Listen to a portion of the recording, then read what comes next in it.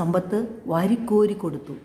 സൊളമനെ പോലെ ജ്ഞാനി ഒരുവനുണ്ടായിട്ടില്ല, ഇനി ഉണ്ടാവില്ലെന്നാണ് തിരുവചനം വായിക്കുന്നത് നമ്മൾ. ഇത് വായിച്ചു കഴിഞ്ഞപ്പോൾ ഈശോ എന്നോട് പറഞ്ഞു, ഇതാണ് ഞാൻ നിന്നെ പഠിപ്പിച്ച പ്രാർത്ഥന. അത് കഴിഞ്ഞ് വീണ്ടും ഞാൻ ഇരുന്നപ്പോൾ ഈശോ പറഞ്ഞു, എന്തെങ്കിലും ഇരിക്കണേ, പുതിയ നിയമം എടുക്ക്. യോഹന്നാൻ്റെ സുവിശേഷം 3-ാം അധ്യായം തുറക്കാൻ പറഞ്ഞു. ഞാൻ തുറന്നപ്പോൾ കിട്ടിയത് നിക്കദേമോസ് എന്ന നിയമപണ്ഡിതൻ ഈശോയെ രാത്രിയിൽ സമീപിച്ച ഭാഗമാണ്. വായിച്ചു കഴിഞ്ഞപ്പോൾ എന്താ പറഞ്ഞതെന്ന് നമുക്കറിയാമല്ലോ. നിയമപണ്ഡിതരോട് ഈശോ എന്താ പറഞ്ഞത്? നിത്യജീവൻ പ്രാപിക്കാൻ നീ വീണ്ടും ജനിക്കണം. അവൻ ചോദിച്ചുല്ലോ സംശയം, അമ്മയുടെ ഉദരത്തിൽ കയറാൻ പറ്റിയാലോ, എനിക്ക് പ്രായമായി എന്ന് പറഞ്ഞപ്പോൾ ഈശോ എന്താ പറഞ്ഞേ?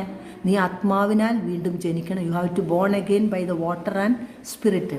ഇത് വായിച്ചു കഴിഞ്ഞപ്പോൾ ഈശോ പറഞ്ഞു, ഇതാണ് ഞാൻ നിന്നെ പഠിപ്പിച്ച പ്രാർത്ഥന. അങ്ങനെ ഈശോ ആ പ്രാർത്ഥന പഠിപ്പിച്ചു.